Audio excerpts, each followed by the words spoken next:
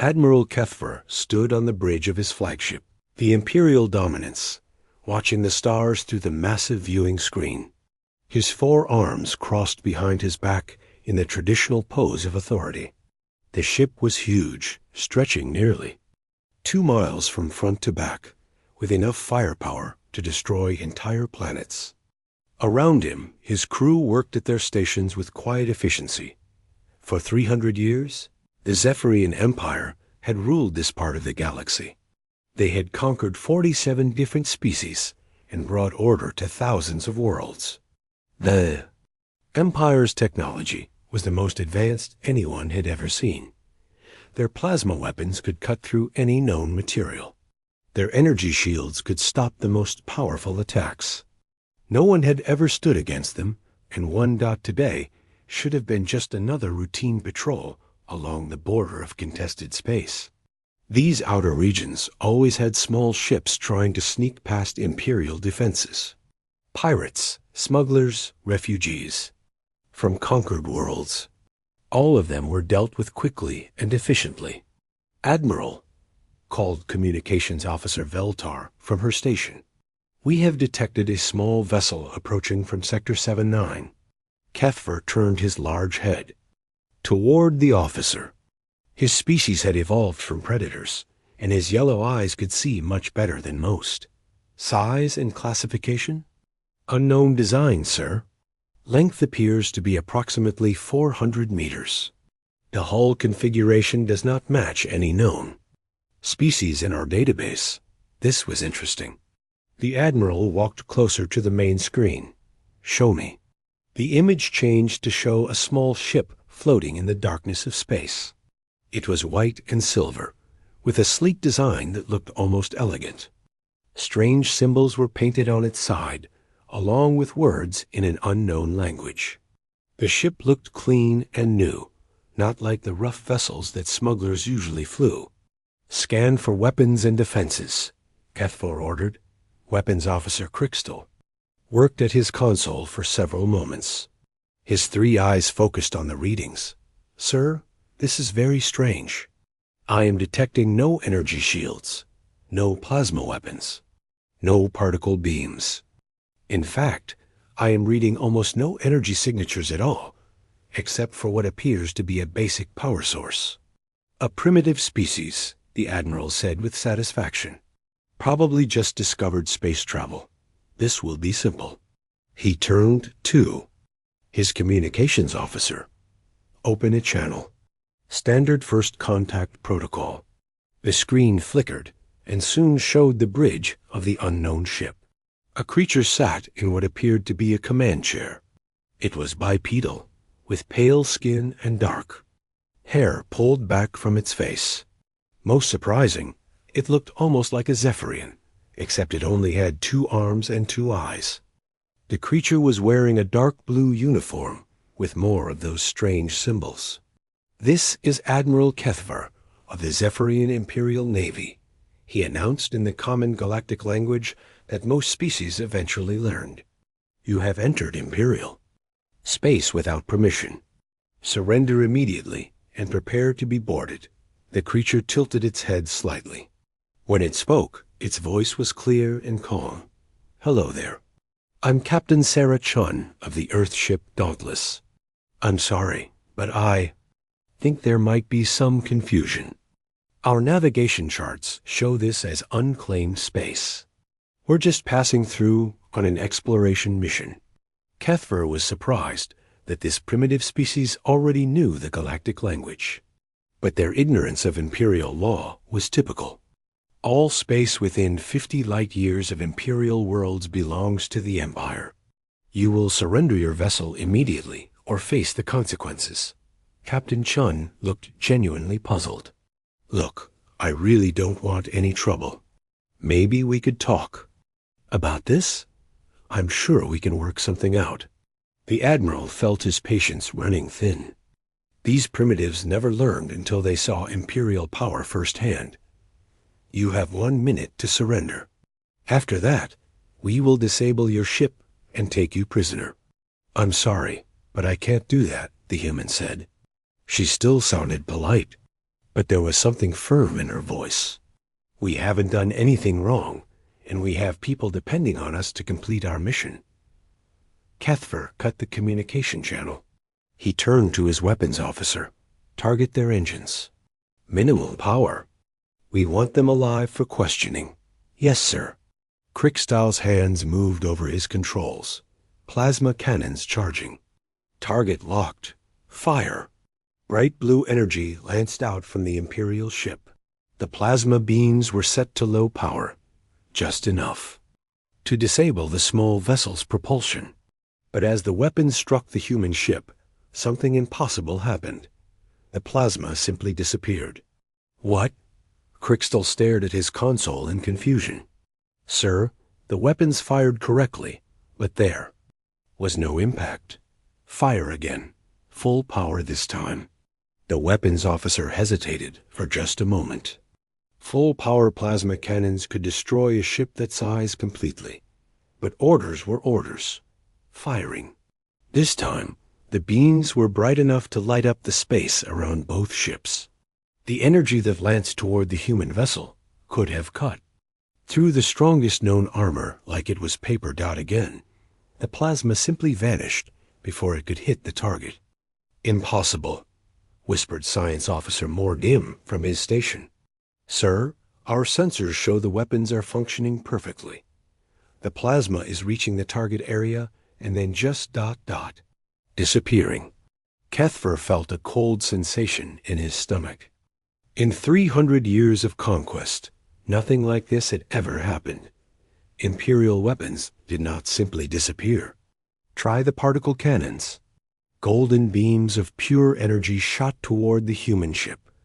They too vanished without effect. Torpedo spread. Maximum yield. 6 massive torpedoes streaked through space, each one capable of destroying a city. They got within 100 meters of the human vessel, and then simply winked out of existence, as if they had never been there at all. The communications channel opened again without them requesting it. Captain Shun appeared on screen, looking concerned. "Are you folks having some kind of technical problem? Your weapons systems seem to be malfunctioning. We're showing a lot of energy discharge, but nothing's actually reaching us." Kethver stared at the screen. The humans seemed genuinely worried about their welfare. "How are you doing this?" he demanded. "Doing what?" Chun asked. "We're not doing anything. We're just sitting here. Look, if your weapons are broken, maybe we can help. We've got some pretty good engineers aboard." "Our weapons are not broken," the Admiral snapped. "You are somehow deflecting our attacks." The human captain looked even more confused. "Deflecting? With what?" "We don't have any weapons aboard. This is a science vessel." Science Officer Mordim was running every scan he could think of. "Admiral, I am detecting no energy shields around their vessel. No defensive systems of any kind. According to our instruments, there is nothing there that could stop our weapons." "But our weapons are not reaching them," Kethver said slowly. "No, sir, they are not." Captain Shun was talking to someone off-screen. She turned back to face them. "My chief engineer says that if you want to run a diagnostic on your weapon systems, we'd be happy to move to a safe distance while you work on the problem." The Admiral found himself in a situation he had never experienced before. For the first time in his long military career, he had encountered something that Imperial technology could not handle. A small ship from a primitive species was casually ignoring the most powerful weapons in the known galaxy, and they seemed to think the problem was on his end. "Sir," Communications Officer Veltar said quietly, "what are your orders?" Kethver looked at the human ship floating peacefully in space, showing no signs of damage despite being hit with enough firepower to level a mountain. The creature on the screen was still looking at him with what appeared to be genuine concern for his technical difficulties. For the first time in 3 centuries of Imperial expansion, Admiral Kethvar of the Zephyrian Navy had absolutely no idea what to do next. 3 hours had passed since the impossible encounter began. Admiral Kethver stood in his private quarters, staring out at the human ship through the reinforced window. The vessel still floated there peacefully, completely undamaged. His weapons. Officers had tried everything in their arsenal. Nothing worked. A soft chime indicated someone at his door. "Enter," he called. Science Officer Mordim walked in, carrying a datapad. His usually confident manner seemed shaken. "Sir, I have completed a full analysis of the encounter. The results are disturbing. Show me." Mordim activated the pad, and a holographic display appeared between them. Our weapons fired correctly. Energy output was normal. The plasma beams and particle cannons reached their target coordinates exactly as programmed. But then, he paused, looking uncomfortable. "They simply ceased to exist. That is impossible." "Yes, sir. According to every law of physics we know, it is impossible. Energy cannot simply disappear. It must go somewhere. But our sensors detect no reflection, no absorption, no heat signature, nothing. The energy just stops existing when it gets close." To their ship, Kethver felt his tail twitch with frustration. In his 200 years of life, he had never encountered anything that challenged the basic laws of science. "What about their defensive systems?" "That's the most disturbing part, sir. We detect no defensive systems, no energy shields, no barrier fields, no deflector arrays. According to our scans, there is nothing around that ship that could stop a thrown rock, much less our plasma cannons." A communication alert sounded. Veltar's voice came through the speaker. "Admiral, the human captain is requesting to speak with you again. Put her through to my quarters." The holographic display changed to show Captain Shun. She was sitting at what appeared to be a simple desk, with star charts visible on screens behind her. She looked exactly like she had hours ago, calm and slightly concerned. "Admiral Kethver," she said with a small smile, "I hope you don't mind me calling directly. I wanted to check if you've made any progress with your technical difficulties." "Our weapons are functioning perfectly," Kethver said stiffly. "Oh." Chun looked genuinely surprised. "But if they're working, why aren't they firing?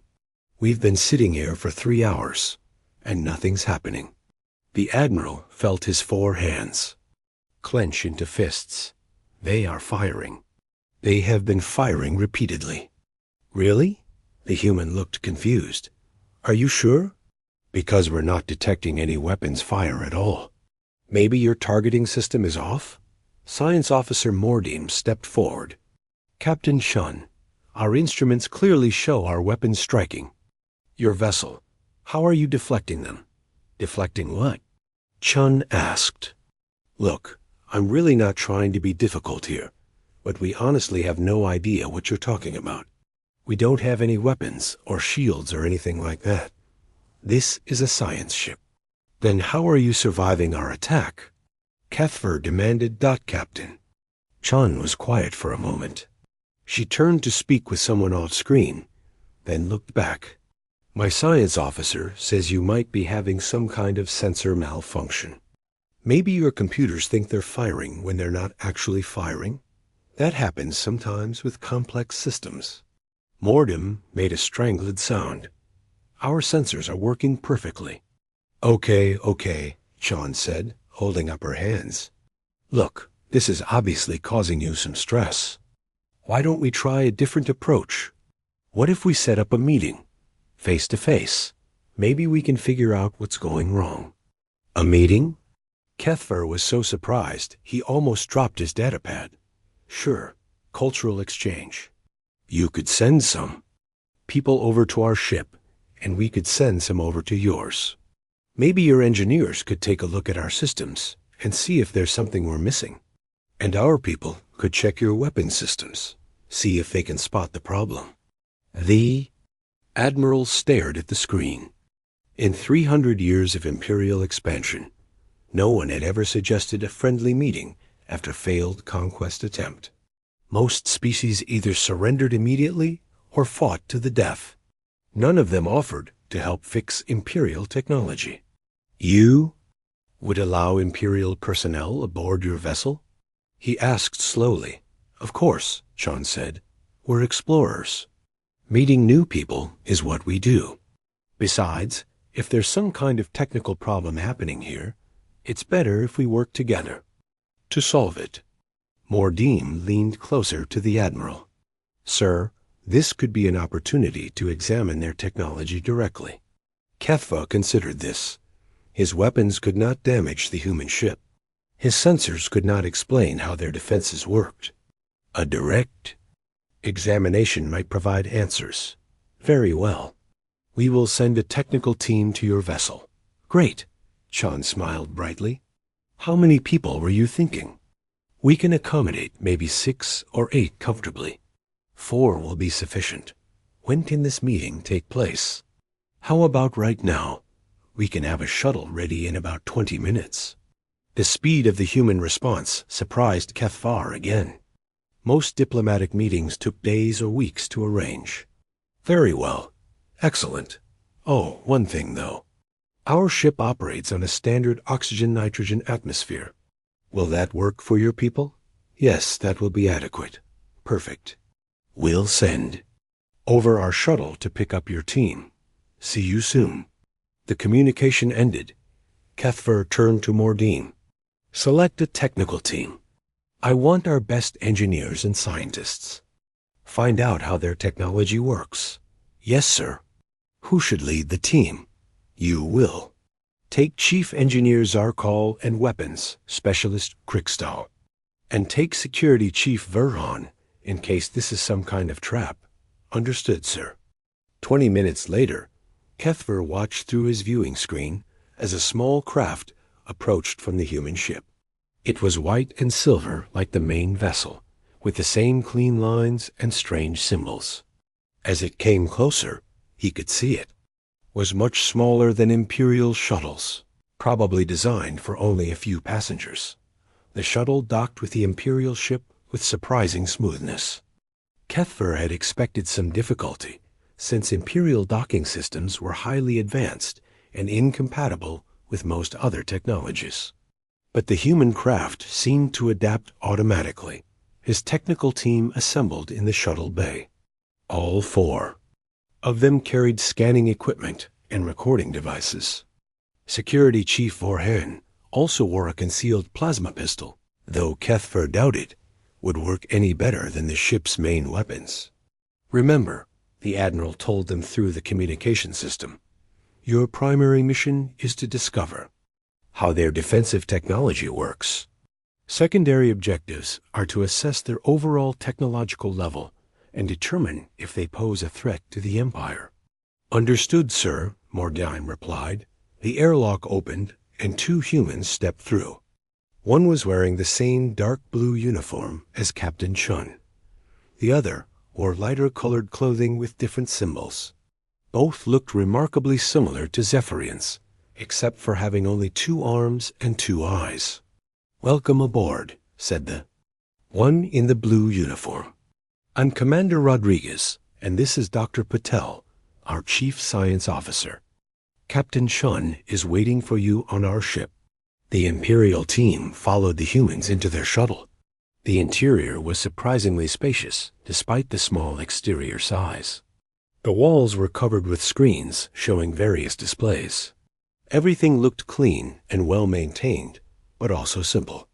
There were no obvious weapons, no armor plating, no security measures that Kethvar could see. So, Dr. Patel said as the shuttle detached from the Imperial ship, what kind of technical problems are you having? Commander Rodriguez here is one of the best engineers in the fleet. Maybe he can help. Weapons Specialist Krikstal spoke up. Our plasma weapons are not functioning correctly when targeting your vessel. Plasma weapons? Commander Rodriguez looked interested. That's fascinating. We experimented with plasma containment back in the early days, but we could never make it practical for weapons. Too unstable. How do you keep the plasma coherent over long distances? Magnetic containment fields, Krikstal answered automatically. then seemed to realize he was giving away Imperial secrets. Magnetic fields, Rodriguez nodded. We tried that too. The power requirements were enormous, and we kept having breakthrough failures. How do you solve the energy drain problem? Krickstahl looked uncomfortable. In a few casual questions, the human had identified the two biggest challenges in plasma weapon design. Challenges that had taken the Empire centuries to overcome. Perhaps, Dr. Patel said, we should wait until we're all together before getting into technical details. Here we are. Through the shuttle's windows, they could see the docking bay of the human ship opening to receive them. Cathfer watched. From his bridge, as his technical team disappeared into the alien vessel, he had sent his best people to uncover the secrets of human technology. What he did not yet realize was that the humans were about to reveal secrets that would shake the very foundations of everything the Empire thought it knew about science. Science Officer Mordim stepped out of the human shuttle and looked around in amazement. The docking bay was nothing like he had expected. Instead of the dark, cramped spaces typical of small vessels, this area was bright and spacious. White. Walls curved smoothly overhead, and soft light seemed to come from everywhere at once. "Welcome to the Dauntless," said Commander Rodriguez. "Captain Sean is waiting for us in the main conference room. But first, would you like a quick tour?" "Doctor, Patel thought you might be interested in seeing our engine room."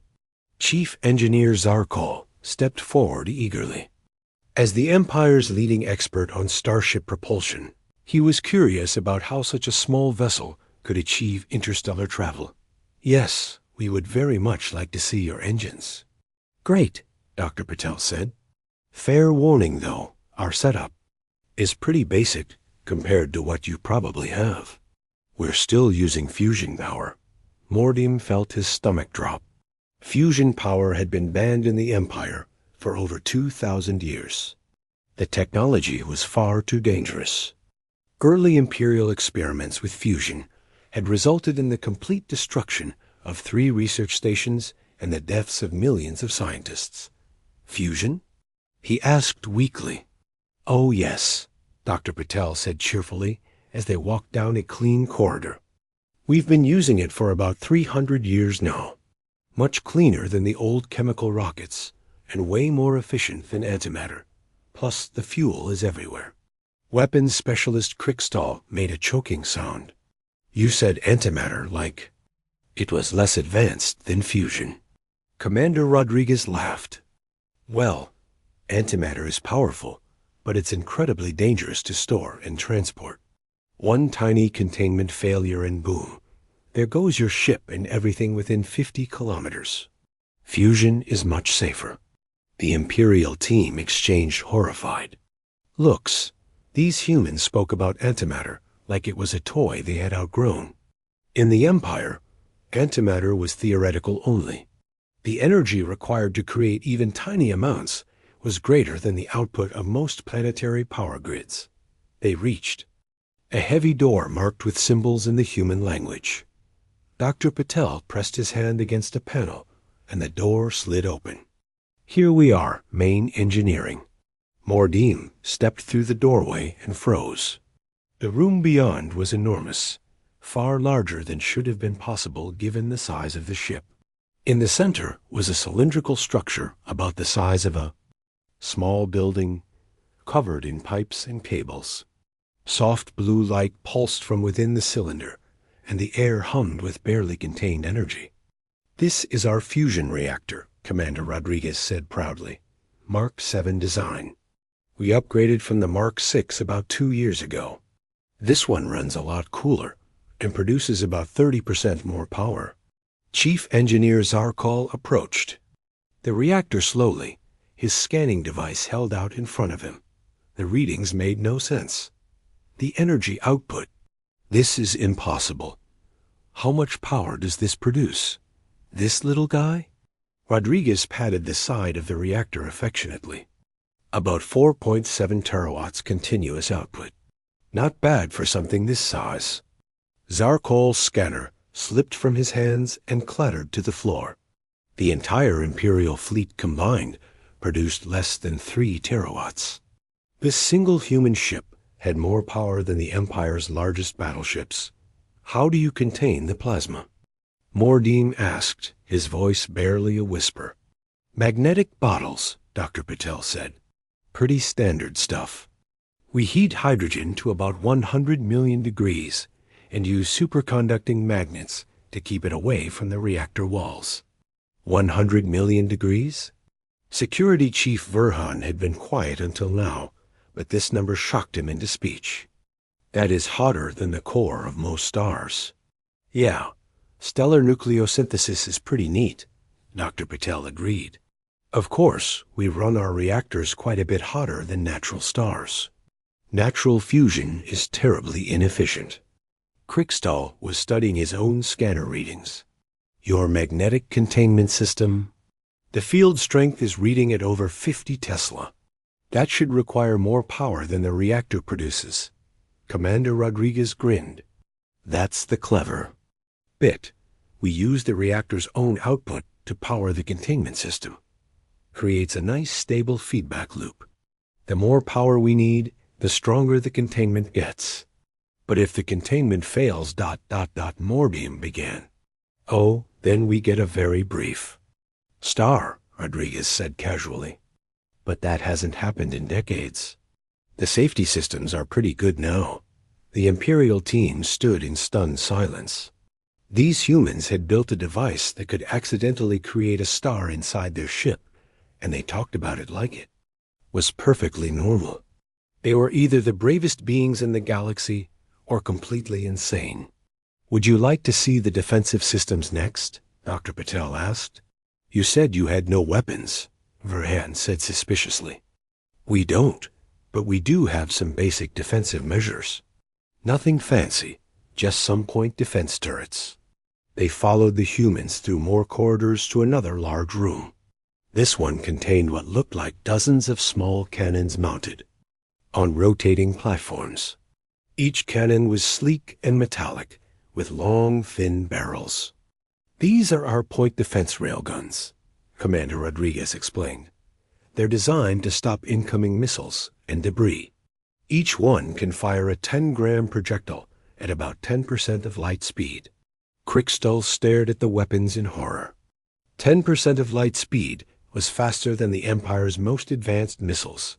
The kinetic energy alone would be devastating. How many of these do you have? On this ship? About 200.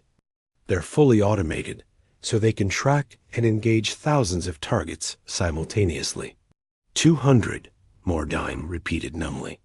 Yeah, it sounds like a lot, but space is big and missiles are small. You need good coverage to be safe out here. Doctor. Patel activated a control panel, and one of the railguns rotated smoothly. Want to see a demonstration? We could shoot at an asteroid or something. No, all 4 Imperial officers said at once. Okay, Dr. Patel laughed. Maybe later. Let's go meet Captain Chun. As they walked toward the conference room, Zarkal leaned close to Mordim. Those railguns, he whispered. Each one has more destructive power than our main plasma cannons. I know, Mordim whispered back. And they have 200 of them, just for defense. If those are their defensive weapons, Kriegstall added. Quietly, what do their real weapons look like? Security Chief Verhan was checking his concealed plasma pistol. After seeing the human reactor and railguns, the small weapon felt like a child's toy. They entered the conference room to find Captain Chun waiting with several other humans. She stood up and smiled warmly. Welcome aboard the Dauntless. I hope Dr. Patel and Commander Rodriguez have been taking good care of you. Your technology is... Mordim struggled to find the right words. It is very advanced. Advanced? Captain. Chun looked surprised. Really? Most of this stuff is pretty old. The fusion reactor is based on designs from the 2200s, and the railguns are even older. We've been meaning to upgrade, but you know how it is? If it works, why fix it? Chief Engineer Zarkal found his voice. Captain Shun, your reactor produces more power than our entire fleet. Your defensive weapons could destroy our largest battleships. How is this old technology? Captain Chun exchanged glances with her crew. I think there might be some kind of misunderstanding here. Are you saying your ships don't use fusion power? Fusion is banned in the Empire, Mordim explained. It is too dangerous. Too dangerous? Dr. Patel looked confused.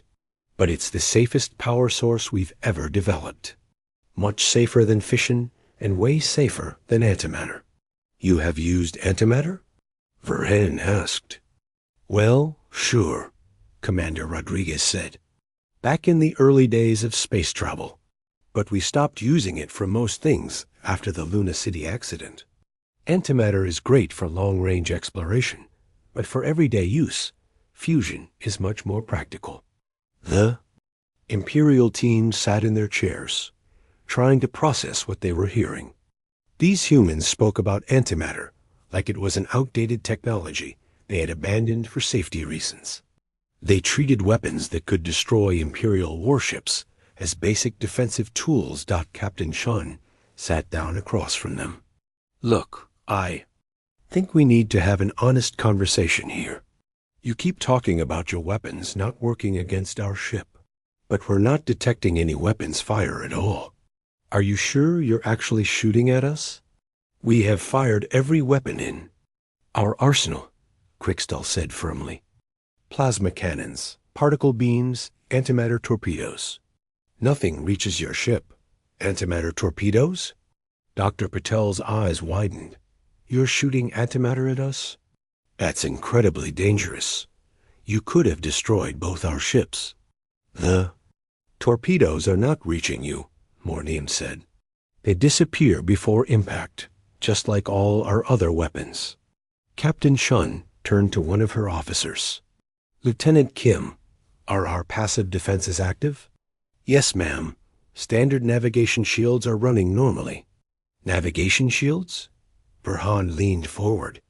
What are navigation shields? Lieutenant Kim looked surprised by the question. Basic particle deflectors. They push away space dust and small debris so we don't get holes punched in the hull while traveling at high speed. Pretty much every ship has them. Could you show us how they work? Mordim asked. Sure. Lieutenant Kim activated a wall display. It showed a diagram of the human ship surrounded by a faint energy field. It's just a low-power electromagnetic field that deflects charged particles. Nothing fancy. Admiral Kethver paced back and forth across his command bridge, his forearms clasped tightly behind his back. It had been 6 hours since his technical team had boarded the human vessel. Their last report had been so shocking that he had made them repeat it 3 times. The humans were using fusion reactors. They had weapons that fired projectiles at 10% of light speed. Their basic navigation systems could deflect every weapon in the Imperial arsenal. And they spoke about all of this like it was normal, everyday technology.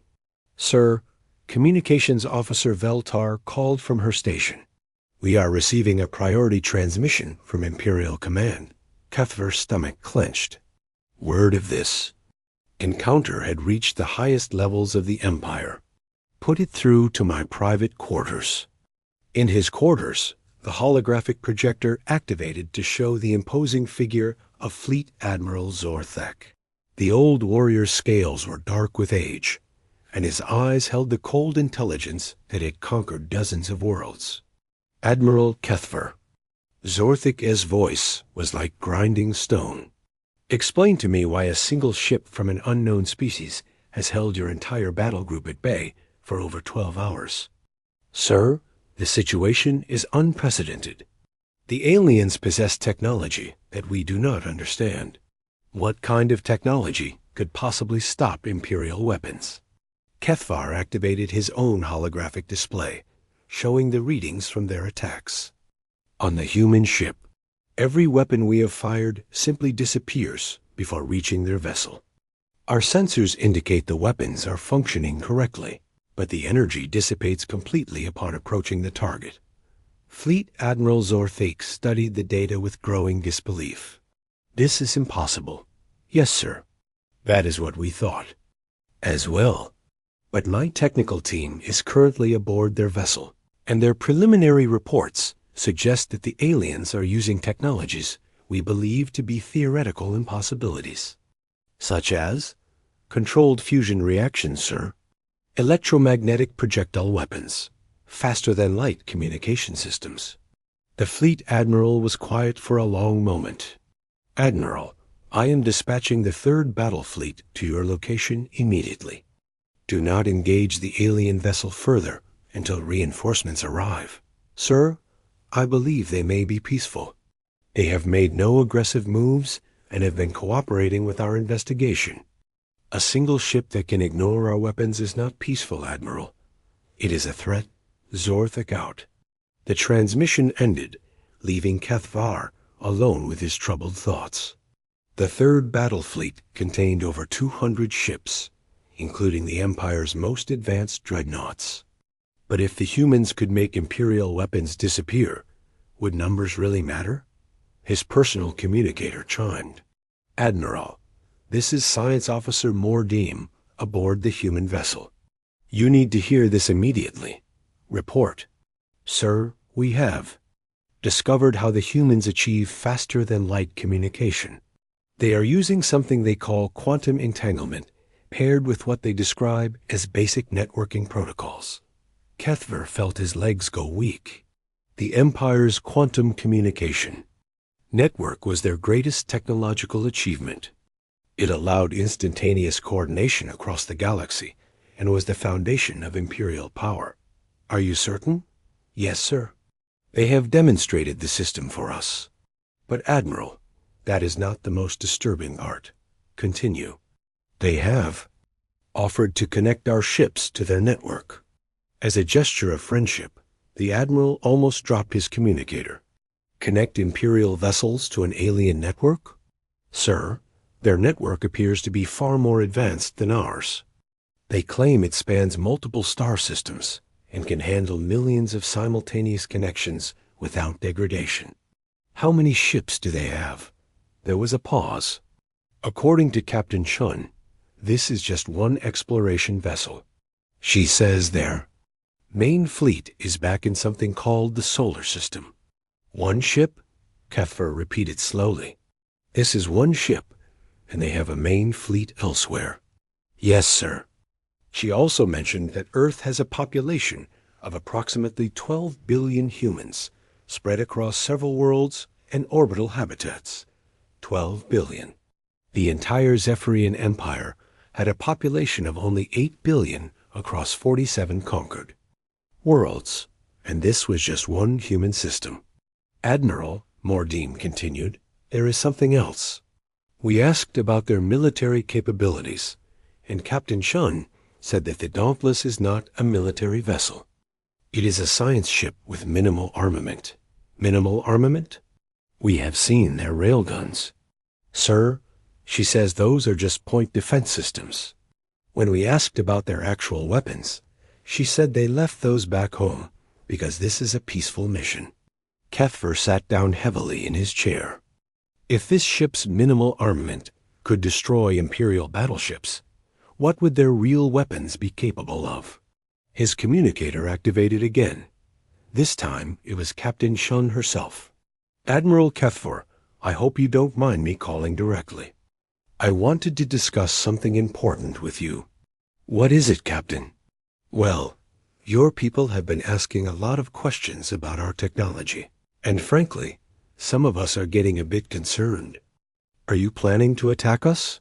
The directness of the question caught Kethver off guard. Our initial intent was to secure your surrender as per Imperial law. I see. Captain Chun's voice remained calm. And now? Now we are trying to understand how your technology works. Fair enough. But Admiral, I think there's been a misunderstanding about something important. You keep talking about Imperial law and conquered territories, but we've never heard of your empire before today. That is impossible. The Zephyrian Empire has ruled this sector for 3 centuries. Ruled according to who? Captain Chun asked. Because our long-range surveys show dozens of independent civilizations in this area. None of them mentioned being part of an empire. Kethver felt cold realization wash over him. What independent civilizations? Well, there's the Andorian Republic, about 30 light years from here. The Centauri Federation is in the next sector over. The Free Worlds Alliance has several systems in this region. Actually, we've been in contact with most of the local governments. They're all very interested in establishing trade relationships. Trade relationships? Sure, we've got some technologies they want, and they have resources and knowledge that would be useful to us. Standard diplomatic stuff. Admiral Kethver stared at the display in growing horror. Captain Chun was describing a galaxy full of independent worlds, free governments, and cooperative trade agreements. But according to Imperial records, all of these worlds had been conquered and brought under Imperial control. Captain, he said slowly, when did you make contact with these civilizations? Oh, we've been exploring this region for about 5 years now. Most of the local governments have been very welcoming. A few were suspicious at first, but once they realized we weren't trying to conquer anybody, they warmed up pretty quickly. Not trying to conquer? Of course not. Why would we? Want to conquer anyone? It's much easier to just trade and share knowledge. Everybody benefits that way. Kethver was beginning to understand something terrible. Captain, what do you know about the Zephyrian Empire? Well, we've heard some stories. According to the locals, there used to be a group that called itself an empire and tried to take over everything. But that was a long time ago. Most people assumed they had either collapsed or moved on to bother someone else. A long time ago? Captain, we have conquered 47 worlds in this sector. There was a pause. Admiral, I hate to be the one to tell you this, but according to our surveys, there are no Zephyrian colonies or military bases anywhere in this region. Are you sure your empire still exists? The words hit Kethver like a physical blow. He activated his communications array and tried to contact Imperial Command, static. He tried the nearest Imperial outpost, static. He tried the Imperial homeworld itself. Nothing but empty static. Captain, he said, his voice barely above a whisper, how long ago did the local civilizations last have contact with the Empire? Let me check with our diplomatic corps. There was a brief pause. They're saying it's been about 50 years since anyone reported seeing Zephyrian ships in this area. 50 years. Admiral Kethver had been patrolling these sectors for 30 years, receiving regular orders from Imperial Command, reporting successful conquest operations. But if the humans were right, if there had been no Imperial presence here for 50 years, then what had he been doing all this time? Admiral, Captain Chun's voice was gentle now, I think you and your people might be in some kind of trouble. Would you like our help figuring out what happened?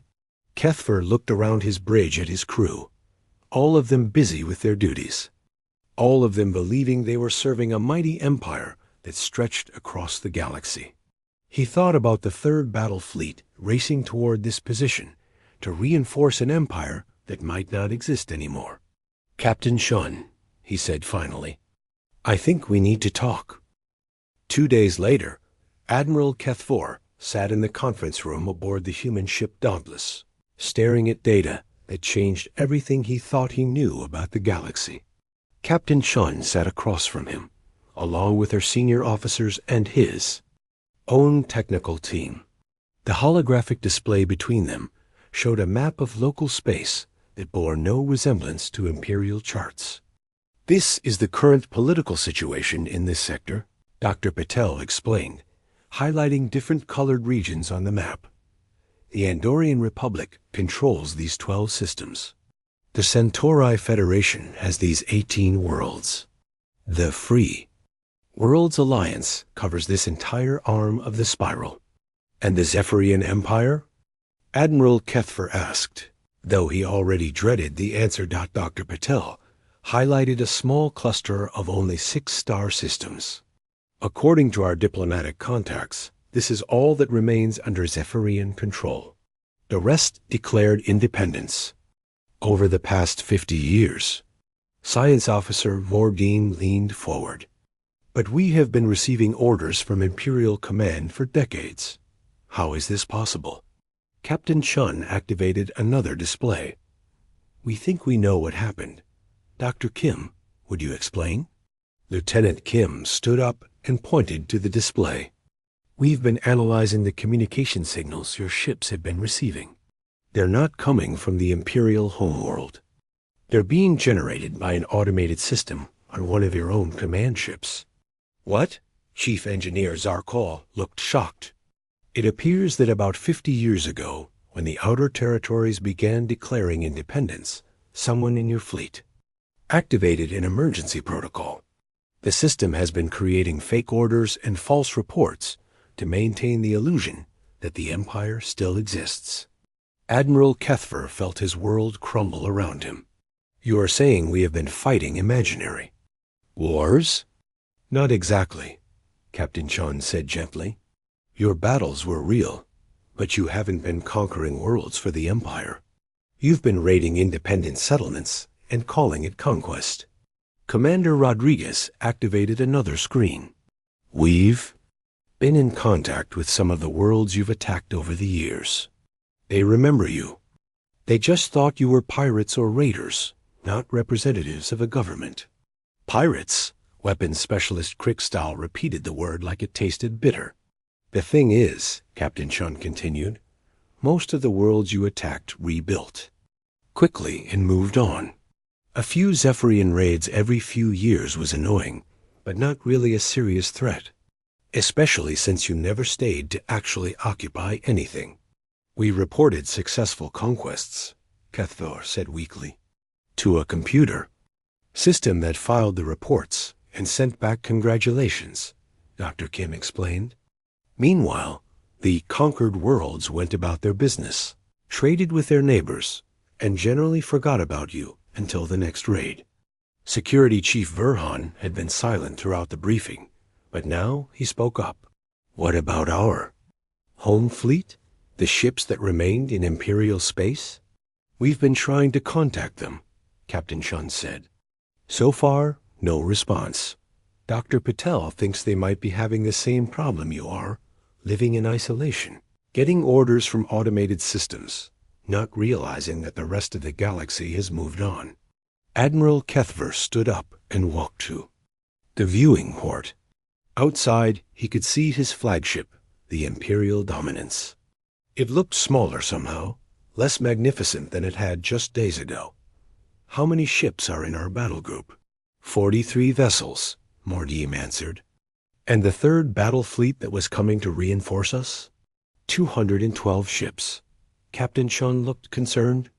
Admiral, that's a lot of firepower heading this way. What are their orders? To destroy any threat to the Empire, Kethvar said quietly. Which means you. Even though our weapons can't hurt them? Commander Rodriguez asked. You saw how our weapons performed against your ship. But the third battle fleet has planet-killer weapons, antimatter bombs, gravitational disruptors. They will not stop with simple plasma cannons. Captain Chun exchanged glances with her officers. How long until they arrive?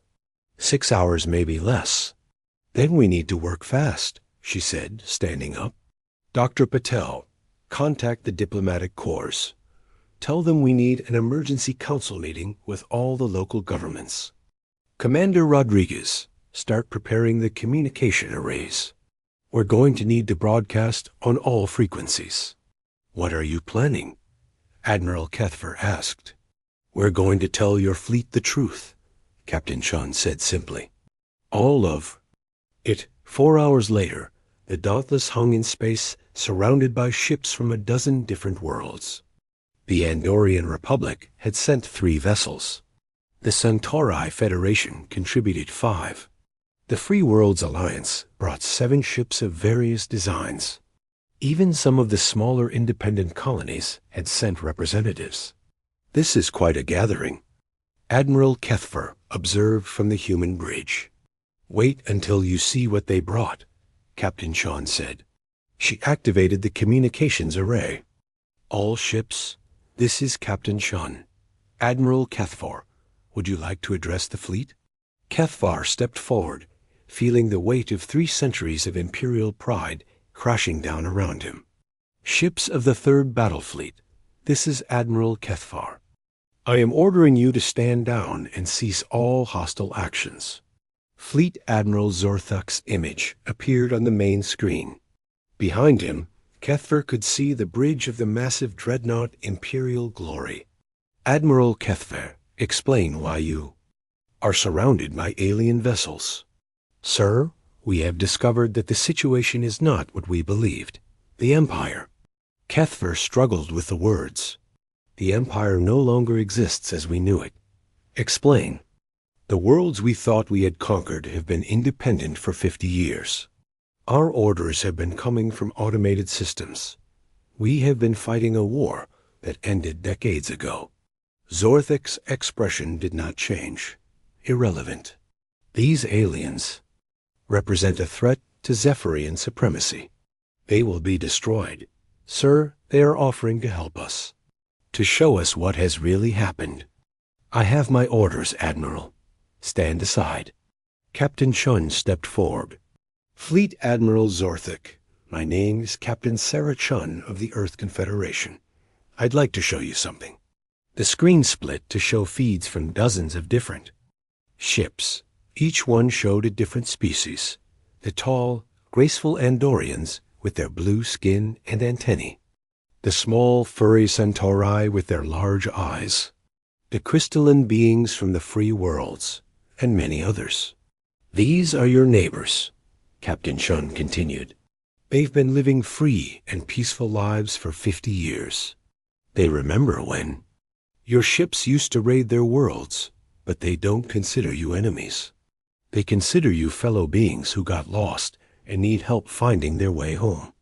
Lies, Zorthik snarled. Prepare all weapons. Target the alien vessels.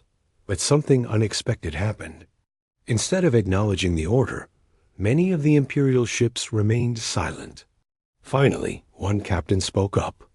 Sir, this is Captain Velkaran of the cruiser Stellar Pride. My science officer has been monitoring the alien communications. These beings are telling the truth. We have been receiving false orders for decades. Mutiny, Zorthik growled. No, sir. Another voice joined in. This is Captain Mordun of the Victory's Edge. We have families back home who we haven't seen in years, because we've been fighting this endless war. If there's a chance for peace. One by one, more Imperial captains began to speak up. The communications channels filled with voices of Zephyrian officers who had been fighting for decades without really understanding why Dr. Patel activated another display. Fleet Admiral, we've prepared a complete historical record of what happened to your empire. Political documents, trade agreements, diplomatic records from dozens of worlds. We can show you exactly how and when each territory gained independence. We can also show you something else, Captain Sean added. She nodded to Lieutenant Kim, who brought up a new image on the screen. That it showed a blue-green world with white clouds swirling around it. Cities' lights were visible on the night side, and orbital stations glittered like jewels around the planet. This is Earth, Captain Chun said. Our homeworld. Population 12 billion. We have cities that float in the clouds, underwater colonies, orbital habitats that house millions of people. We have explored hundreds of star systems and made contact with dozens of civilizations. She paused, letting the image sink in. And we did all of this in just 300 years. 300 years ago, we were still fighting wars with chemical explosives and metal bullets. We nearly destroyed ourselves twice with nuclear weapons. We poisoned our oceans and burned our forests. The image changed to show human cities, human ships, human technologies that dwarfed anything the Empire had achieved. But we learned something important, Captain Chun continued. We learned that working together is always better than fighting. We learned that sharing knowledge makes everyone stronger. We learned that the universe is big enough for everyone to find their place. Fleet Admiral Zorthek stared at the images in silence for a long moment. Finally, he spoke. What are you offering? Friendship, Captain Chun said simply. Help rebuilding your civilization. Technology that could solve your energy problems. Improve your ships. Extend your lives. Trade agreements that could make your worlds prosperous. And most importantly, a place in a galactic community where every species has a voice. And in return, tell us about your culture. Share your history. Teach us what you've learned in your thousands of years of space travel. Help. Admiral Sarah Chun stood on the bridge of the Earth Defense Station, watching her world die. Through the massive windows, she could see the battle raging in space around Earth's moon. Human ships fought bravely against the alien fleet, but they were losing badly. The enemy ships were huge and dark, like metal mountains floating in space. They fired beams of red light that cut through human warships like hot knives through butter. For every alien ship destroyed, 10 human vessels turned into burning metal and screaming voices over the radio. Admiral, we've lost the destroyer Courage, reported Lieutenant Kim from her station. Her voice shook as she spoke. The cruiser New York is not responding. I think ... I think they're all gone. Sarah's hands gripped the rail in front of her. She had been fighting aliens for 2 years, but never like this. The Vorthik hegemony had sent their main fleet to Earth. Thousands of their ships darkened the space around humanity's home world. Earth's defense fleet was strong, but not strong enough for this. How many ships do we have left? Sarah asked. 47 fighting ships, Admiral. Maybe less by now. Sarah closed her eyes. When the battle started 6 hours ago, they had over 300 ships. The aliens had more than 2,000. The math was simple and terrible. Admiral, called Captain Torres from the communications desk. I'm getting reports from Mars base. The aliens hit them first. The base is gone. Everyone there is dead. Sarah felt cold inside. Mars base had 50,000 people. Good people. Scientists, engineers, families. Now they were all dead because Earth could not protect them. The bridge shook as alien weapons hit the defense station. The lights went out for a moment, then came back on. Sarah could smell smoke in the air. Shields are down to 30%, reported the chief engineer. If they hit us like that 2 more times, we're finished. Sarah looked out at the battle again. A human carrier ship exploded in a ball of fire. She could see escape pods flying away from the wreck, but alien fighters were hunting them down one by one. No mercy, no prisoners. Dvorthik had come to wipe out humanity completely. Admiral Chun to all ships, she said into her radio. Fall back to defensive line 7. Repeat, all ships fall back. But there were so few voices that answered. Too few. Sarah had trained for this moment her whole life. She joined the space Navy when she was 18, back when humans first met aliens. Most aliens were friendly, or at least willing to trade and talk. But the Vorthik were different. They wanted to rule the galaxy, and humans were in their way. The war started small. Border fights between human colonies and Vorthik outposts. But it grew bigger and bigger. Now the aliens had brought their main fleet to Earth itself. If they won here, humanity would be finished forever. Admiral, Lieutenant Kim said quietly, there's a message coming in. It's from Antarctica. Very high security level. Sarah turned. To look at her. Antarctica? What could they want at a time like this? The message says it's about Project Galaxurrender. Do you know what that is? Sarah felt her heart skip. Project Galaxurrender was so secret that only a few people in the government knew it existed. Sarah knew about it because she was one of the highest commanders in Earth's military. But she had never been told what the project actually was. "Put the call through to my private office," Sarah said. "You have the bridge, Captain Torres." Sarah walked to her small office behind the bridge. The walls shook again as more alien weapons hit the station. She sat down at her desk and pressed a button. A man's face appeared on her screen. He was old, maybe 70 years old, with white hair and tired eyes. His skin looked pale, like he had not seen sunlight in many years. Behind him, Sarah could see metal walls and blinking lights. "Admiral Chun," the man said. "My name is Dr. Marcus Vega. I'm calling from the Galaxurrender Research Facility." "Dr. Vega," Sarah said. "I'm a little busy right now. My planet is under attack." "I know," Dr. Vega said. "That's why I'm calling. I have something that might help." Sarah stared at him. "Help?" "Doctor, we're fighting the biggest alien fleet anyone has ever seen. Unless you have a magic weapon hidden down there, I don't think there's anything that can help us now." Dr. Vega smiled, but it was not a happy smile. "Actually, Admiral, that's exactly what I have. A weapon, but it's not magic. It's much worse." "Than magic." The station shook again. Sarah could hear alarms going off outside her office. "What are you talking about?" Sarah asked. "I've been working on this project for 30 years, Dr. Vega said. 30 years alone in the ice, building. Something that should never have been built. But now that the aliens are here, we don't have a choice anymore. Doctor, just tell me what you have." Dr. Vega leaned forward. His eyes looked haunted, like a man who had seen terrible things. "I have a weapon that can destroy anything, Admiral. Anything at all. It doesn't just blow things up. It makes them stop existing completely, but using it might destroy us too." Sarah felt her stomach drop. "What do you mean?" "The weapon works by breaking the laws of reality, Admiral.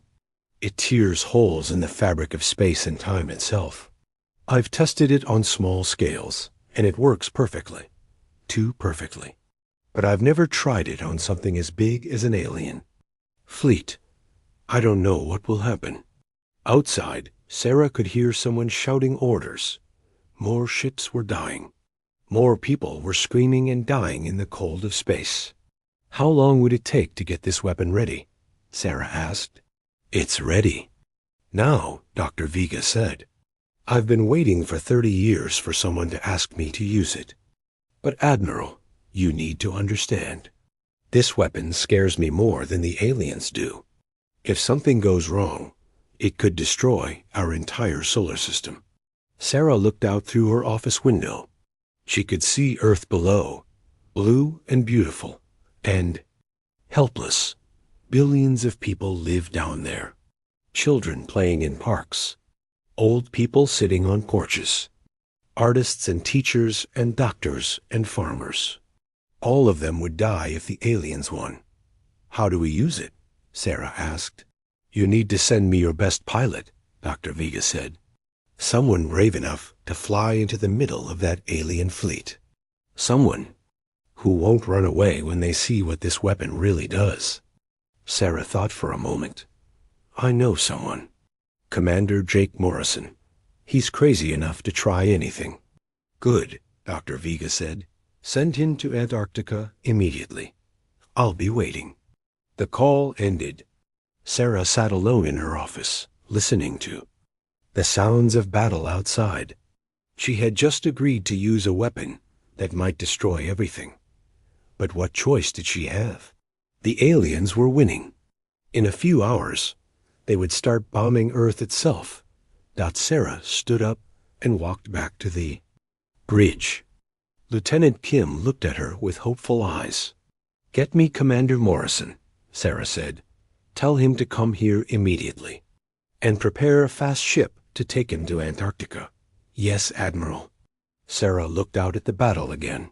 Human ships were still dying, but maybe, just maybe, Dr. Viga's terrible weapon could save them all, or destroy them trying. Either way, she thought, it was better than giving up. Commander Jake Morrison ran through the halls of the Earth Defense Station. His boots made loud sounds on the metal floor as he hurried to Admiral Chun's office. Behind him, he could hear the station shaking from alien weapons. The war was getting closer to Earth every minute. Jake was 35 years old and had been flying in space for 15 years. He had fought the Vorthic aliens many times before. He was good at his job, maybe the best pilot in the human fleet. But he had never seen a battle like this one. The aliens had too many ships. They were too strong. Jake reached Admiral Chun's office and knocked on the door. "Come in," the Admiral said. Jake walked inside and stood straight. Admiral Chun looked tired and worried. Through the window behind her, Jake could see the battle in space. Human ships were exploding like fireworks. "Commander Morrison," Admiral Chun said, "I have a mission for you. It might be the most important mission in human history." "I'm ready, Admiral," Jake said. "I'm sending you to Antarctica. There's a secret research base down there. A scientist named Dr. Viga has been working on a new weapon. He says it can destroy the alien fleet." Jake felt hope rise in his chest. "What kind of weapon?" Admiral Chun looked out the window. "I don't know exactly. Dr. Viga wouldn't tell me much over the radio." But Jake, he seemed scared of his own weapon. He said it might be as dangerous to US as it is to the aliens. "Admiral, if there's any chance this weapon can save Earth, I'll take it." "I hoped you'd say that." Admiral Chun turned back to him. "Take the fastest ship we have. Get to Antarctica as quickly as possible. And Jake, be careful. I have a feeling we're about to learn something we might not want to know." 20 minutes later, Jake was flying through Earth's atmosphere in a small, fast ship called the Lightning. The ship was built for speed, not fighting. It could fly from the defense station to Antarctica in less than an hour. As Jake flew toward the South Pole, he could see the battle in space through his ship's windows. The alien fleet looked like a dark cloud around Earth. Red beams of light shot back and forth between human and alien ships. But there were fewer human ships now.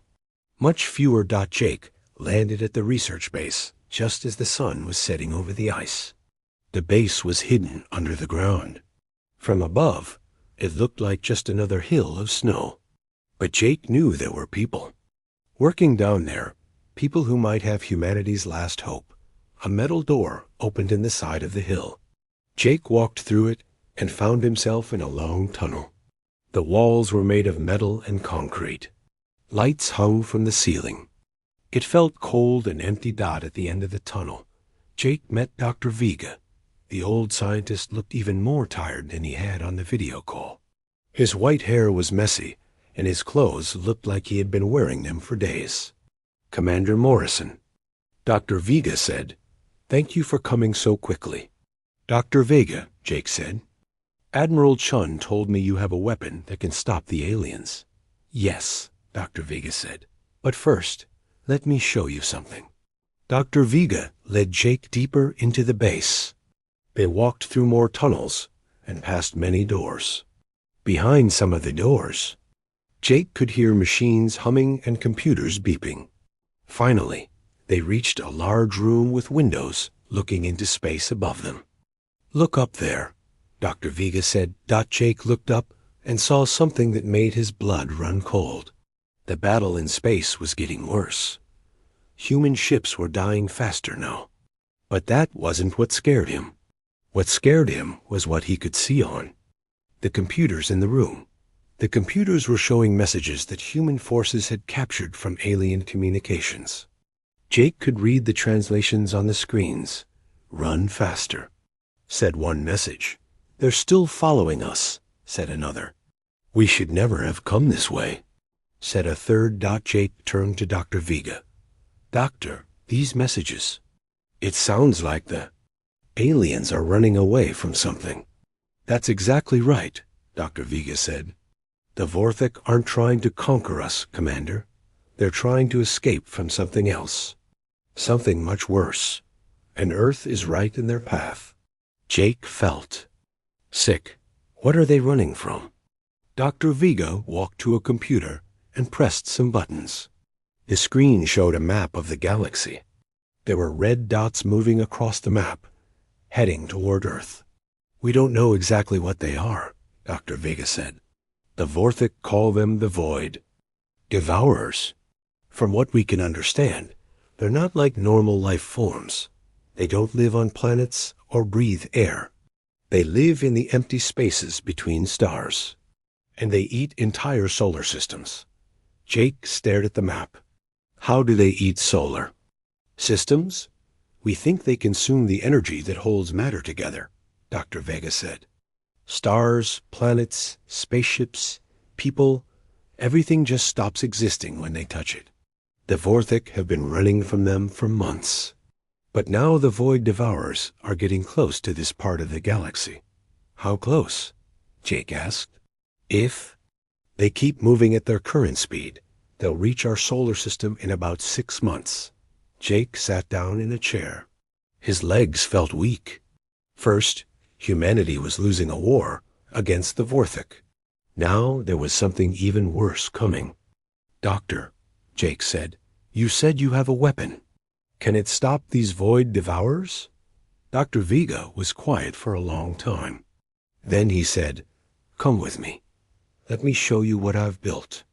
They walked deeper into the base, past more rooms full of computers and machines. Finally, they reached a huge room with a high ceiling. In the center of the room sat a strange ship. The ship was not like anything Jake had ever seen. It was long and thin, like a needle. Its surface was black and seemed to absorb light. Strange symbols were carved into its sides. Looking at it made Jake feel uncomfortable, like the ship was wrong somehow. This is the Prometheus, Dr. Vega said. I built it specifically to carry the Galaxurrender device. What exactly does this device do? Jake asked. Dr. Vega walked up to the ship and put his hand on its side. The Galaxurrender doesn't destroy matter, Commander. It destroys the rules that hold reality together. When you fire it, it creates a hole in space and time itself. Everything in that area simply stops existing. Not destroyed, erased from reality completely. Jake felt cold. How big an area? That depends on how much power we use. In my tests, I've erased small asteroids. But if we use full power, we could erase an area of space several thousand miles across. That's big enough to destroy the entire alien fleet, Jake said. Yes, Dr. Vega said. But Commander, you need to understand what you're volunteering for. I've only tested this weapon on a small scale. I don't know what will happen when we use it at full power. It might work perfectly and save Earth, but it might also tear a hole in reality that we can't close. It might destroy our entire solar system. Jake looked at the strange ship. And you want me to fly this thing into the middle of the alien fleet? The weapon has to be fired from close range, Dr. Vega said. And once you fire it, the ship will probably be destroyed. You'll be flying into the center of the largest space battle in human history, carrying a weapon that might destroy everything. It's a suicide mission, Commander. Jake was quiet for a minute. Through the walls of the underground base, he could feel vibrations from the battle above. More human ships were dying. More people were screaming in space.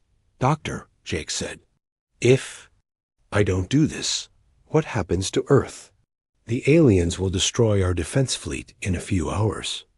Then they'll start bombing our planet. Everyone will die. And if the Void Devourers come, everyone in the galaxy will die. Jake nodded. Then I don't really have a choice, do I? Dr. Vega smiled sadly. No, Commander, none of us do. How long will it take to get the weapon ready? 2 hours, Dr. Vega said. I'll need that long to charge the device to full power. Use that time to learn how to fly the Prometheus. It's not like any ship you've ever piloted. Jake looked at the black ship again. It still made him feel uncomfortable. But if it could save humanity, he would fly it straight into hell. All right, Doctor, Jake said. Let's save the world. 2 hours later, Jake Morrison sat in the pilot's seat of the Prometheus. The ship felt strange under his hands. The controls were not like any ship he had ever flown. Instead of normal buttons and switches, there were smooth panels that glowed when he touched them. The ship seemed to respond to his thoughts as much as his hands. Dr. Vega stood beside him, checking the Galaxarender device one last time. The weapon was built into the ship itself. Jake could not see it, but he could feel it.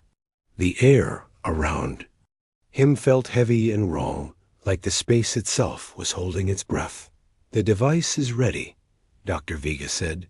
Full power. Remember, Commander, you need to get as close to the center of the alien fleet as possible. The closer you are, the more ships the weapon will destroy. Jake nodded. Through the ship's windows, he could see the battle raging in space above Antarctica. The human fleet was almost gone now. Only a few dozen ships were still fighting. Earth's moon was covered with the wreckage of destroyed spacecraft. How do I fire the weapon? Jake asked. Dr. Vega pointed to a red panel on the control board.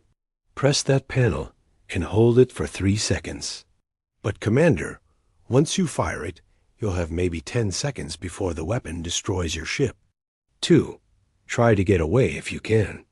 I understand, Jake said. Dr. Vega stepped back from the ship. Commander Morrison, what you're about to do will change everything. If the weapon works, you'll save Earth. But you'll also show the universe that humans have power we should not have. I pray that we're ready for what comes next. Jake did not answer. He started the ship's engines and felt the Prometheus lift off from the underground hangar. The ship moved smoothly and quietly, like it was floating through water instead of air. As Jake flew up through Earth's atmosphere, he could see the alien fleet more clearly. There were thousands of Vorthic ships arranged in a huge formation around Earth. The largest ships were the size of cities. The smallest were still bigger than anything humans had ever built. Jake activated his radio. Earth Defense Station. This is Commander Morrison in the Prometheus. I'm beginning my attack run. Admiral Chun's voice came back immediately. Jake, be careful up there. We're tracking over 3,000 alien ships. That's more than we thought. I see them, Admiral, Jake said. Dr. Vega says his weapon can handle them all. Godspeed, Commander. Jake turned off the radio and flew toward the alien fleet. The Prometheus was small and fast. Its black surface was hard to see against the darkness of space. Jake hoped the aliens would not notice him until it was too late. As he got closer to the enemy fleet, Jake could see the alien ships more clearly. They were beautiful in a terrible way. Their dark metal hulls were covered with strange patterns that seemed to move in the light.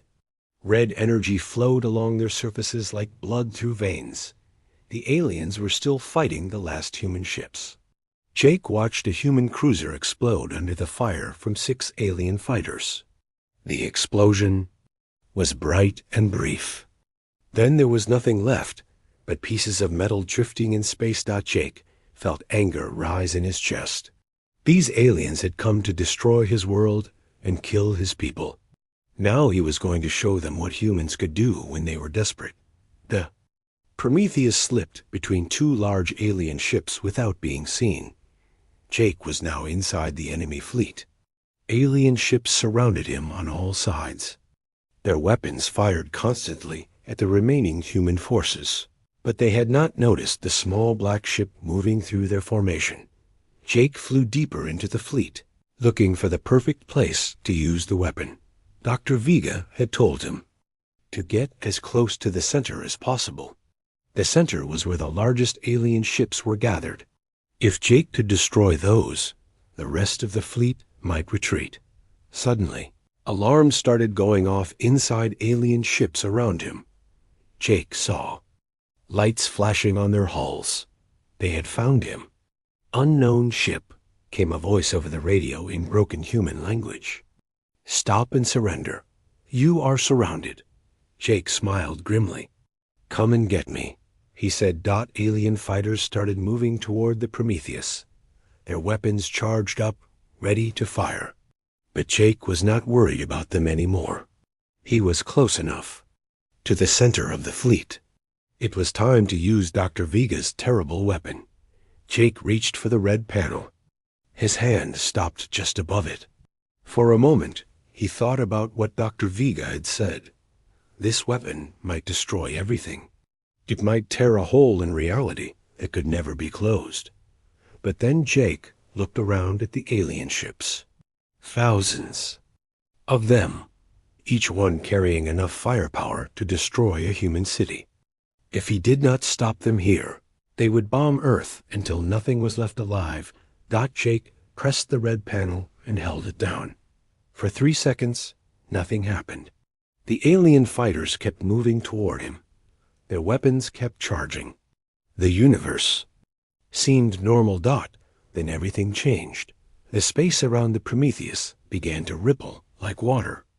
Jake could see waves moving through the darkness, making the stars bend and twist. The alien ships closest to him started to shiver, as if they were made of smoke instead of metal. Then the first ship simply disappeared. Not destroyed, not exploded. Just gone. One moment it was there. The next moment there was empty space where it had been. More ships began to vanish. The effect spread outward from the Prometheus like a circle of nothingness. Alien ships the size of cities just stopped existing. Their crews, their weapons, their engines, everything erased from reality in an instant. Jake watched in amazement and horror as hundreds of alien ships disappeared around him. The weapon was working better than Dr. Vega had hoped. But something else was happening too. Where the ships had been, Jake could see through space itself. The stars behind the vanished ships looked different, wrong, like he was seeing them through broken glass. And in those broken places, Jake thought he could see things moving, dark things that should not exist. The Galaxurrender device was not just destroying the alien ships. It was making holes in the fabric of reality itself. More and more alien ships vanished. The effect was spreading faster now, moving through the fleet like fire through dry grass. In less than a minute, over 1,000 alien ships had been erased from existence. But the remaining aliens were not just sitting there. They were running. Jake could hear their radio transmissions, full of fear and panic. The weapon. The humans have the same weapon. We must retreat. Call all ships. No, not here. They cannot have that technology. Jake realized that the aliens recognized Dr. Vega's weapon. They had seen something like it before. That was why they were so afraid. The alien fleet began to pull. Back from Earth, the ships that were not caught in the weapon's effect turned and flew away as fast as they could. Within minutes, the space around Earth was clear of enemy ships. Jake had won. The alien invasion was over. But as he looked at the holes in space where the vanished ships had been, he felt a chill run down his spine. The holes were getting bigger, and the dark things moving behind them were getting clearer. Dr. Vega's voice came over the radio. "Commander Morrison, get away from there immediately. The spatial distortions are growing." Jake tried to start his engines, but the Prometheus would not respond. The ship was caught in the weapon's effect. The space around him was breaking apart, and he was trapped in the middle of it. "I can't move," Jake shouted into his radio. "The ship is stuck." "The weapon is still active," Dr. Vega said. "It's feeding on the energy released by the destroyed ships. You have to shut it down." Jake looked at his control panel. Half the instruments were dead. The ones that still worked showed readings that made no sense. Reality itself was coming apart around his ship. Through the cracks in space, Jake could see more clearly now. There were things on the other side.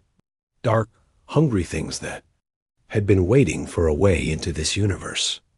The weapon had opened a door for them, and they were coming through. "Dr. Vega," Jake said quietly into his radio, "I think we just made a very big mistake." The first Void Devourer slipped through a crack in space near Jake's ship. It looked like a piece of living darkness with no solid form. Where it touched normal space, stars went out. Matter simply stopped existing. Jake realized that humanity had won the battle against the Vorthic. But they had also announced their presence to something much worse. Something that had been hunting the Vorthic across the galaxy. And now it knew where Earth was. 6 months had passed since the battle in space above Earth. Commander Jake Morrison sat in the medical wing of the Earth Defense Station, staring at his hands. They looked normal, but Jake knew they were not normal anymore. Nothing about him was normal anymore. Dr. Sarah Kim, the station's chief medical officer, was reading from her computer screen. She had been studying Jake for months, trying to understand what the Galaxurender weapon had done to him. "Your brain activity is still changing," Dr. Kim said. "The energy from the weapon seems to have altered your nervous system in ways we don't understand." Jake nodded, but did not speak. He could see things now that other people could not see. When he looked at the walls around him, he could see the tiny spaces between the atoms. He could see how reality was held together by invisible forces. And sometimes in those spaces, he could see the dark things waiting to get in. The Void Devourers were still out there. After Jake had used the weapon, only a few of them had managed to slip through the cracks in space before Dr. Vega found a way to close the holes. But those few had been enough to destroy 3 star systems near Earth. Billions of people had died before the holes could be sealed. "Jake," Dr. Kim said gently, "you need to eat something. You haven't had a real meal in 3 days. Food tastes like nothing," Jake said. "Everything tastes like nothing now." Dr. Kim looked worried. Jake knew she was trying to help him, but there was nothing she could do. The weapon had changed him into something that was not quite human anymore. He could feel the change getting stronger every day. Admiral Chun walked into the medical room. She looked older than she had 6 months ago. The war with the Vorthic was over, but the threat from the Void Devourers was much worse. "Jake," Admiral Chun said, "I need you to come to a meeting. Dr. Vega has something important to tell us." Jake stood up slowly. His body felt strange, like it was not quite solid. Sometimes he felt like he might just float away if he was not. Careful. They walked to the main conference room. Dr. Vega was there, along with several other scientists and military officers. On the big screen at the front of the room was a map of the galaxy. It was covered with red marks. "The situation is getting worse," Dr. Vega said as everyone sat down. "We've detected more reality storms appearing throughout human space. The Void Devourers are using them to move from system to system." Admiral Chun looked at the map. "How many systems have we lost?" 17, said Dr. Martinez, the head of the science department. "That's 17 complete solar systems. Every planet, every space station, every living thing, all gone." Jake stared at the red marks on the map. Each one represented billions of dead people. And it was his fault. He had fired the weapon that let the Void Devourers into this universe. "What about the new Galaxurender devices?" Admiral Chun asked. "Are they ready?" Dr. Vega nodded. "We've built 12 more weapons based on the original design. But Admiral, I must say again that using them is extremely dangerous. Each time we fire one, we risk creating more holes in reality. And if we don't use them, The Void Devourers will destroy everything anyway. Admiral Chan said. Jake listened to them talk, but his mind was somewhere else. He could feel something wrong with the space around him. There was a darkness coming. It was still far away, but getting closer. They're coming here, Jake said suddenly. Everyone in the room turned to look at him. Jake rarely spoke during meetings anymore. What did you say? Admiral Chan asked. The Void Devourers, Jake said. They're coming to Earth. I can feel them, moving through the spaces between reality. They'll be here in less than a month. Dr. Vega leaned forward. Jake, how can you know that? Jake looked at the old scientist. The weapon changed me, Dr. Vega. I can see things now. I can see the cracks in space where reality is weak. And I can see them moving through those cracks. The room was quiet for a long moment, and Admiral Chun spoke. If Jake is right, we need to prepare our defenses immediately. Dr. Vega, how many Galaxurender weapons do we have operational? 12, as I said. But Admiral, there's something else you need to know. We've received a message from the Vorthik. Admiral Chun looked surprised. The Vorthik? I thought they had retreated to the other side of the galaxy. Dr. Vega pressed a button, and the map changed to show a video message. A Vorthik alien appeared on the screen. It looked like a tall, thin person covered in dark scales. Its eyes were large and black, and when it spoke, its voice sounded like wind through metal. Humans of Earth, the alien said. I am Commander Zeth of the Vorthik hegemony. We know you have the reality weapon. We know you used it against our fleet. We also know that you have awakened the Devourers.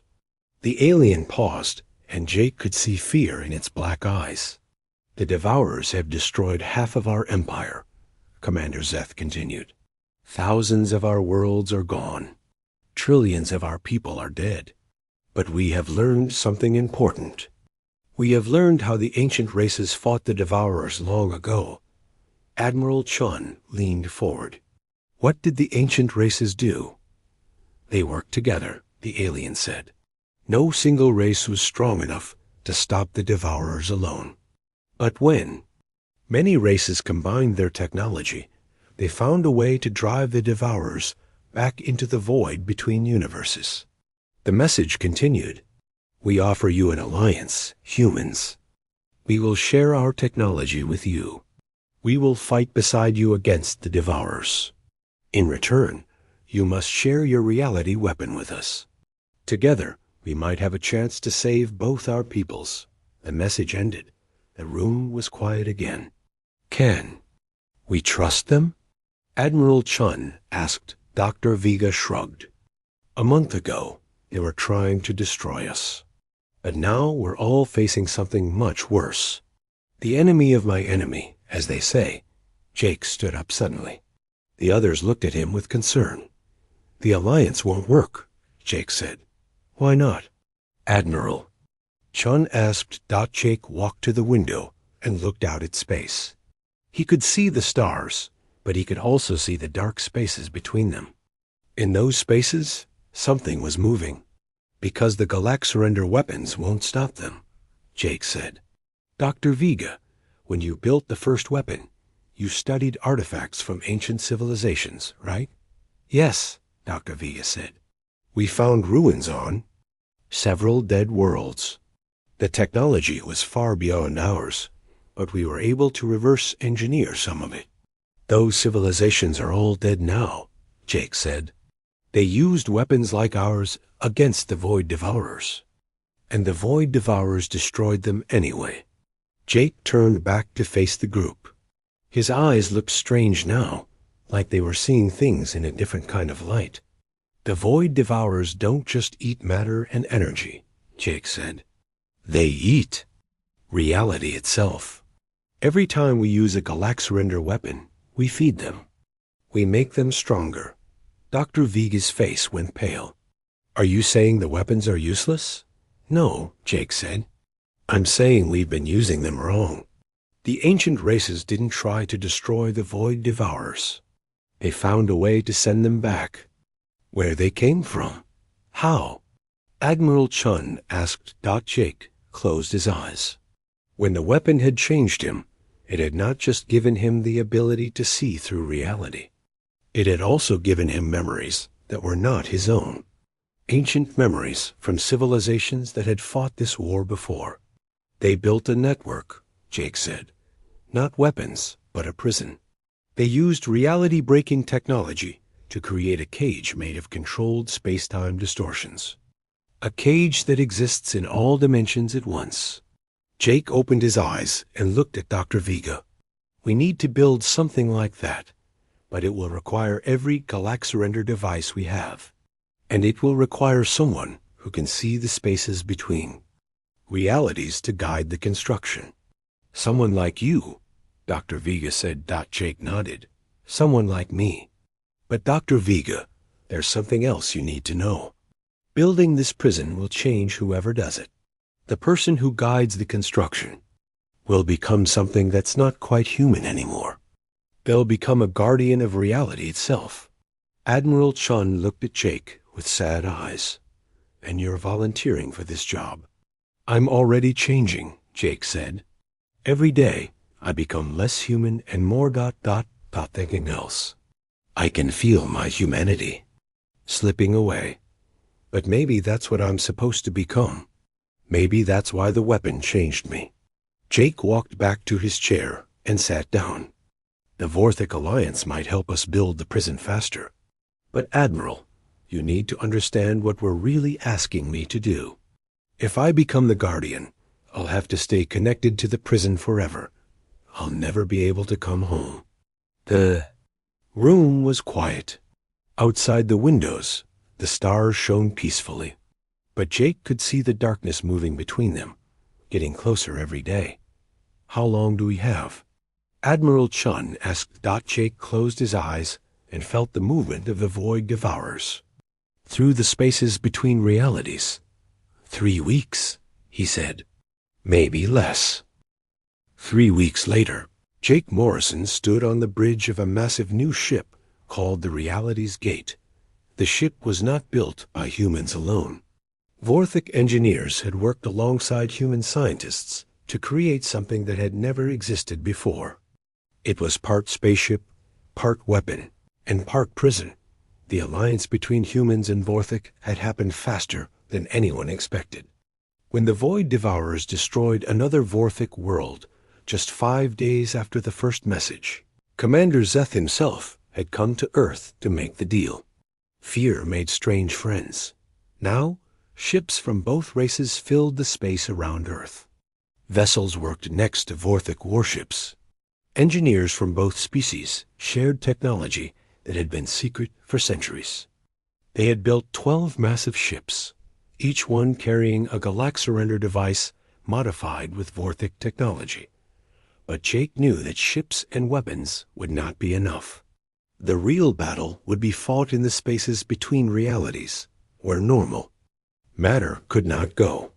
Only someone like him could guide the prison into place. Admiral Chun walked up to Jake on the bridge. She looked tired and worried, but also determined.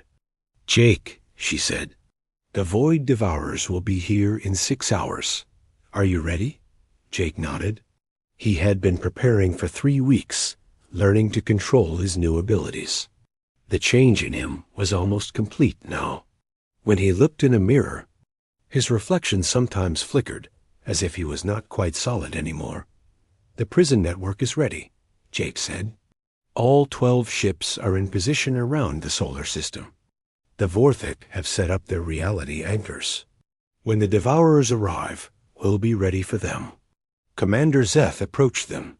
The tall alien moved with grace, but Jake could smell the fear on him. The Vorthic had been running from the void. Devourers for so long that terror was part of their daily life now. Human Morrison, Commander Zeth said in his wind-like voice. My people have prepared the dimensional stabilizers as you requested, but I must ask again, are you certain this plan will work? Jake looked at the alien commander. Through his changed Vision, he could see that Szeth was old, much older than he appeared. The Vorthik lived for hundreds of years, and this one had been fighting the Void Devourers for most of his life. "I'm not certain of anything," Jake said honestly, "but I can see the pattern of the prison the ancient races built. I can feel how it worked. If we can recreate it here, we can trap the Devourers between dimensions." "And if we fail?" Szeth asked. "Then everything dies," Jake said simply. Warning alarms began sounding throughout the ship. Dr. Viga's voice came over the speakers. "All ships, this is Control. We're detecting massive reality distortions approaching the edge of the solar system. The Void Devourers are here." Jake walked to the main viewing screen. At first, he could see nothing unusual. Space looked normal. Stars shone peacefully in the distance. But through his changed eyes, Jake could see the truth. Reality was being torn apart at the edge of the solar system. Great holes in space were opening, and through them came the Void Devourers. They looked like living shadows, pieces of absolute nothingness that ate everything they touched. "How many?" Admiral Chun asked. Jake counted the dark shapes moving through the holes in space. "Hundreds," he said. "Maybe thousands. More than we've ever seen before." As Jake watched, the first Void Devourer touched the edge of Pluto's orbit. The dwarf planet simply stopped existing. Not destroyed, not broken apart, just gone, as if it had never been there at all. "All ships," Jake said into his radio, "begin charging the Galaxurrender devices. Wait for my signal before firing." The response came back from all 12 ships. Human and Vorthik voices, working together for the first time in history. Realities. Gate ready. Quantum spear charged and ready. Void Hunter standing by. One by one, all 12 ships reported ready. Jake could feel the power building in the Galaxurrender devices. The air around him felt heavy with potential energy, not the void. Devourers were moving faster now. They had detected the life in the inner solar system and were hungry. Jupiter disappeared as Jake watched, then Saturn. The rings around the gas giant simply faded away like smoke. "Jake," Admiral Chun said quietly, "it's time." Jake closed his eyes and reached out with his changed senses. He could feel the space around the solar system like it was part of his own body. He could sense where reality was strong and where it was weak. Most importantly, he could feel the pattern of the prison that needed to be built. "All ships," Jake said. "Fire on my mark. 3.1. Mark." 12 Galaxurrender devices fired at the same time. But instead of shooting at the Void Devourers, they fired at empty space around them. Jake guided each beam to a specific point, places where the fabric of reality was already thin. The effect was incredible. Instead of creating random holes in space, the weapons created a network of controlled distortions. Reality bent and twisted, in precise patterns, forming invisible walls and barriers between dimensions. Jake felt the prison taking shape around the solar system.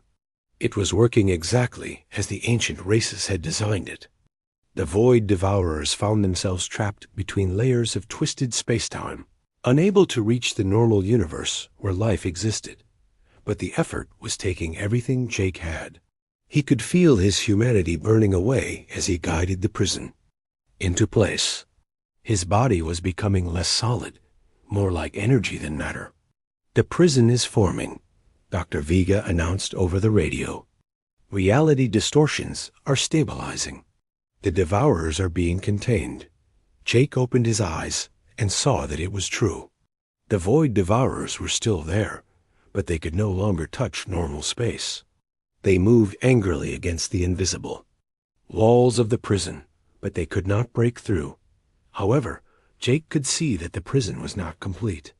It needed a guardian, someone to maintain it and keep it stable, someone who could exist in multiple dimensions at once. "Admiral," Jake said.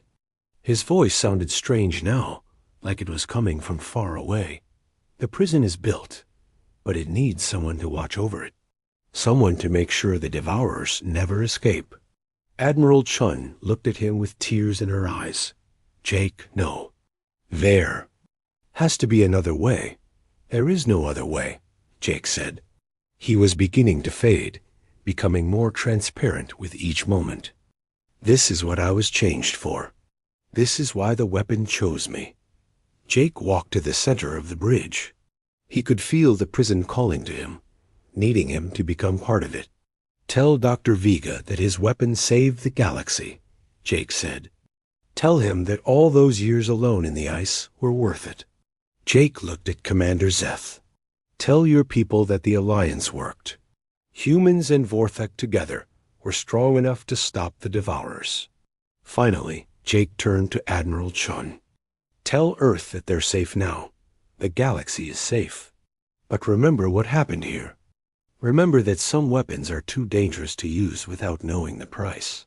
Jake closed his eyes and let himself become part of the prison. His consciousness expanded beyond his body, spreading through the network of twisted space-time. He could feel every part of the prison, every barrier that kept the void devourers contained. On the bridge of the reality's gate, Jake's body simply faded away. But his voice could still be heard, coming from everywhere and nowhere at once. I can see everything now, Jake's voice said. I can see the entire galaxy. I can see other galaxies beyond this one.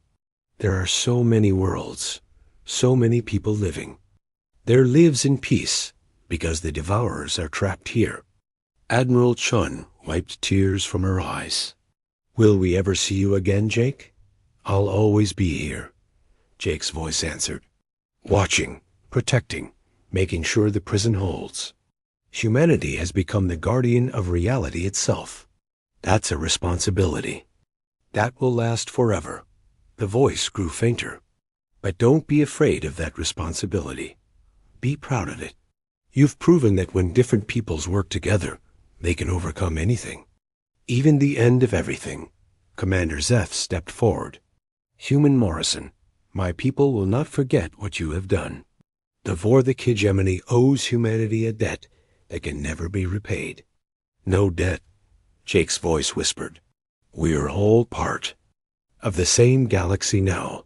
We're all guardians together. And then Jake's voice was gone. But throughout the solar system, on every ship and every world, people could feel something new. A presence watching over them. A guardian who had given up his humanity to protect everyone else's. The void devourers raged in their prison, but they could not escape. Reality was safe. The galaxy was safe. And somewhere in the spaces between dimensions, Jake Morrison stood eternal watch, making sure it stayed that way forever. Years later, when human children asked about the war, their parents would tell them about the brave pilot who saved the galaxy. They would say that on clear nights, if you looked up at the stars and listened carefully, you could still hear Jake's voice in the silence between worlds, keeping watch over everything that lived and breathed and dreamed that the galaxy had found its guardian, and the guardian had found his purpose.